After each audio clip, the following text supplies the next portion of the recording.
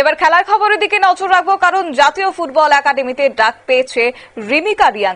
হায়দ্রাবাদের শিবিরে যোগ দেবেন এবং স্পোর্টস স্কুলের এই ফুটবলার অনূর্ধ্ব 16 বিভাগে এই ডাক পেয়েছে রিমিকা। জানবো বিস্তারিত, আমাদের সঙ্গে যুক্ত হয়েছে প্রতিনিধি বিপ্লব চন্দ্র। বিপ্লব, কি জানতে পারছো? দেখো, শতাব্দী যে ভারতীয় ফুটবলের যে নতুন একাডেমি খোলা হয়েছে হায়দ্রাবাদে, এই হায়দ্রাবাদের ফুটবল একাডেমিতে ডাক পেয়েছে ত্রিপুরার রিমিতা রিয়াং।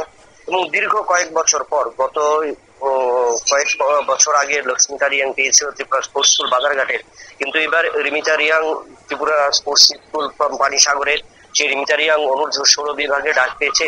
এবং তার যে অসাধারণ পারফরমেন্স, এবছর অনূর্ধ্ব 16 জাতীয় ফুটবল আসরে যে পারফরমেন্স করেছে, সেই পারফরমেন্সের নিরিখেই কিন্তু তাকে ডাকা হলো। এবং তার কারণে এটা আশাবাদী যে ত্রিপুরা স্পোর্টস স্কুল বাজারঘাট এবং ত্রিপুরা স্পোর্টস স্কুল পানিসাগর থেকেই নিয়ে এবছর কিন্তু তিনজন ফুটবলার, কিন্তু মহিলা ফুটবলার ডাক পেলেন জাতীয় একাডেমিতে।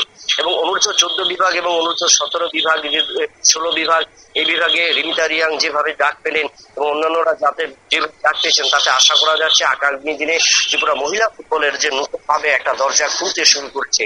এবং জাতীয় যে পারফরমেন্স তারা তুলে ধরেছেন এবং আঞ্চলিক দলগুলোর হয়ে ত্রিপুরা দল যে অংশগ্রহণ করেছে জাতীয় আসরে, তার নিরিখে নিজেদের সেরা পারফরমেন্স নিরিখে তারা কিন্তু ডাক পেলেন। এবং সেই জায়গায় রিমিতা রিয়াং দীর্ঘদিন পর ডাক পেলেন এবং সেই জায়গা আগামী দিন পূরণ হবে।